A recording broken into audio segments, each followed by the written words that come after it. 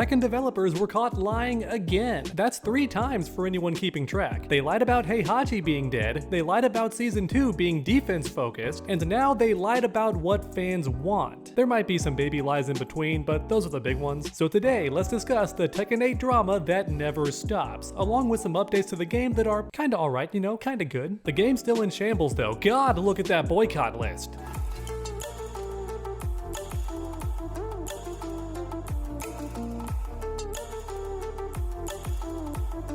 Alright, let's begin with Harada, my hero, or at least he used to be. I still respect him a lot, and I've met him in person a couple of times, had some chats about Yoshimitsu, good times, so in my experience he's a chill guy, but unfortunately he's also very out of touch. Telling everybody that Heihachi was dead for sure, only to bring him back immediately, was a bad move, because it told every player that this man can't be trusted. It also told us that Tekken 7 doesn't matter. Like seriously, you can skip that game if you want to, because it was all about Heihachi's death, and now he's back. This game right here on screen is completely irrelevant now in terms of lore. And recently, Harada was caught lying again. When asked about why Tekken 8 has barely any offline content, he said, because the demand is low. Bro, I know he's not trying to gaslight all of us right now. Literally, what? Fans have been begging for Tekken Force and other co-op modes. Team Battle would go so hard in this game. It's not exclusively offline, but you get my point. It would be amazing, and so would survival mode and other basic modes like that have been around since Tekken 2, which by the way is free on PS5 right now and very fun to play, not gonna lie. Harada, come on, you know that fans want Tekken Force. You even put it in story mode, a tiny bit of it, but still, you knew the demand was there, which is why you put it in story mode. So you can't stand here now and pretend like fans aren't asking for this. You know they are, which is why you put Tekken Force in the game. Are you mad that Tekken Bowling bombed? Because that's not our fault. You attached it to the season bundle. Some people don't want to buy the entire season pass, they just want certain characters. If you made Tekken Bowling free for everybody, I assure you people would be playing it to this day. And even if not, that doesn't prove that players don't want more offline content. I can assure you they do. You just keep messing up the execution. Say what you will about NetherRealm games, but they showed the world how amazing offline content can be. Honestly, I'd bet that offline content is in higher demand than ever now that fighting games are more mainstream. Tons of players don't want to grind ranked, they want to play fun offline modes. NetherRealm games have proven this, and so have the Smash Bros games. Casual content is in higher demand than ever before, and one of the reasons those games sell so well is because they offer a lot of offline content. Not always, I mean Mortal Kombat 1 definitely crapped the bed in that regard, which is why fans are angry. When you mess up the offline modes, trust me, people don't like it. But when you do it right, people love it. So yeah, Harada is capping hard here. Or maybe he's just out of touch? I hope that's the case, because offline content will always be in high demand if done correctly. But okay, why is this comment such a big deal, and why is everybody talking about it? Well, because it shows how out of touch the developers are. First, they made Season 2 all about offense and did basically everything that fans told them not to do. That was strike number 1. It showed how the developers are literally not listening to their fans. They're just doing what they think is right. And with Harada's recent statement, we now have 2 examples of this, because once again, developers are not listening to the players. So put simply, it seems like Tekken developers are simply not paying attention, or they're completely clueless. Neither of which is a good thing. In fact, it's the worst case scenario. You have people designing a game for players, but then not doing anything the players want. Now, as mentioned earlier, I've met Harada in person a couple of times and even had some private conversations with him, so I don't think the man is purposely out of touch. I just think that's what happens sometimes when you're managing a big game and a big company. I think you just lose touch with the players. But even so, the responsibility is still gonna fall on you. Most people are still going to blame you because you're the face of Tekken. And make no mistake, I'm not giving Harada a pass because, like mentioned earlier, he straight up lied about Heihachi right to our faces multiple times, and maybe he thought that would make the reveal even more hype and that's why he was doing it. Maybe there was no malice there, but even so, that was a really bad look, and now I just can't trust this man. He could be lying for one reason or another, but even so, I know he's willing to lie to me, and that just sucks. So I suppose now's the time to bring up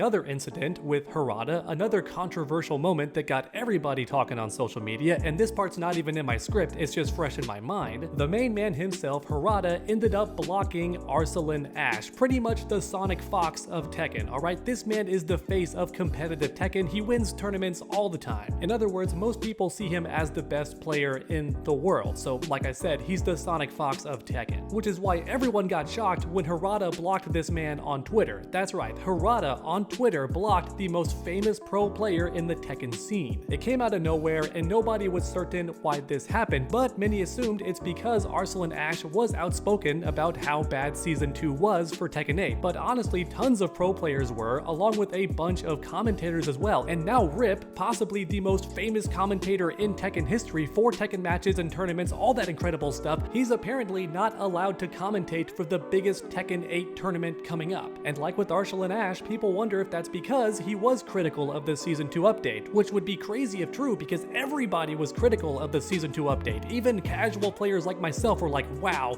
this update was terrible. As of right now, we don't know the full details behind why Rip has not been hired to commentate this very big event for Tekken because he always has in the past. Why now is he not allowed to do it? Nobody knows for certain, but we're pretty sure why it's happening, and it's just crazy. We have Harada blocking a top pro player, and we have Rip not being hired to commentate the biggest Tekken tournament coming up. None of this looks good. It feels like the creators of Tekken are actively rebelling against the community if they're critical of the game, which is never a good look. However, with that all said, there was updates to the Harada incident. He claims it was an accident to block Arslan Ash on Twitter. A lot of people called cap and said you can't accidentally block somebody, it's done very intentionally. And myself personally, I thought it could have been a blockchain, like Harada blocked one person and then anybody following that person got blocked too, and one of those followers was Arslan Ash. Maybe that's how he got blocked by Harada. Now for the record, I don't defend blockchains, I think they're ridiculous. You should block everybody on an individual basis if they're really annoying. Nobody should be blocked because of who they follow, because people follow accounts for various reasons, sometimes just to troll or make fun of that person. But no matter the reason, I don't think anybody should end up blocked unless you personally chose to block them. I don't support blockchains. However, at the time, I assumed that's what happened with Harada. He did a blockchain, and that's how Arslan Ash got blocked. But then Harada went further on the record and said, no, it was just an accident. I was working, I was told to block certain people and do this with certain people, and I got it mixed up and accidentally blocked Ash. He said something along those lines. It was worded very professional, which means very vaguely worded. It was hard to tell what he meant, and also there's a language barrier because Harada still doesn't speak English super well. He understands it to an extent, but he's bad at explaining himself in English. So as a result, I'm still not exactly sure what happened. Maybe someone can explain in the comments down below, but the point is Harada claims it was all one big accident and he never meant to block Arslan Ash, which is good news if true. For me personally, I don't see why Harada would block a pro Tekken player. It just doesn't seem like something he would do, in my personal opinion, and I think most would agree. Harada's never done anything like this to my knowledge, so it could be a mistake, but honestly, I'm still not sure. So maybe we'll get more explanations about this matter in the future. Some people will claim it's not a big deal, and maybe it's not, but my point is this whole video is turning into one big battle of the Tekken developers versus the players, and that's never good. The one silver lining about this entire situation is the developers are slowly rolling back the offense in Tekken 8. They're increasing defense and limiting the offensive pressure in the game, which is good. One example of this is the heat engager is now not as good on hit. It's now +9 instead of +14 or something like that, which means players can now sidestep certain attacks and don't have to deal with the while running attacks anymore. Before this nerf, you could land an attack that engaged heat and then guarantee a while running attack, which gave you even more plus frames. So in other words, the opponent was forced to block, and then block. Now that's been changed and they no longer have to block the while running attack, and way less attacks are guaranteed now after the heat engager, which is good. The aggressive nature of Tekken 8 is slowly being toned down. Another example of this is the armored heat engagers are almost completely gone. Every character in Tekken 8 has certain moves that when you land them engages heat, and some characters had armor attacks that did this, which was super powerful. Now that's been almost completely removed. I think some characters still have it, but for the most part, the armored heat engagers are completely gone, which I think was a good decision as well. And one more big change worth mentioning is the health increase. Every character in Tekken 8 now has more health, which hopefully means you no longer die in 2 mix-ups, which was the case before at high level play. The opponent would land a combo, then force a mix-up situation, and if that landed, you were were just dead. That's how Tekken 8 was actually working. But now every character has more health, which is meant to give you a fighting chance. You no longer die for just guessing wrong twice, hopefully. Alright everyone, that's my update on the Tekken situation so far. This game just keeps having more drama. Before it was the update, but now it's the developers. And even though I'm a casual fan, I still enjoyed the series my entire life, so this whole situation is making me nervous because it feels like the developers versus the fans, and I don't like seeing that. But let me know your thoughts in the comments down below. Thanks for watching everyone, and I hope you enjoyed today's video. If you did, please leave a like down below, it helps the channel out a ton, and then finish that combo by subscribing and ringing that bell so you never miss any future videos. Make sure to come back next time, and as always, stay underdogs.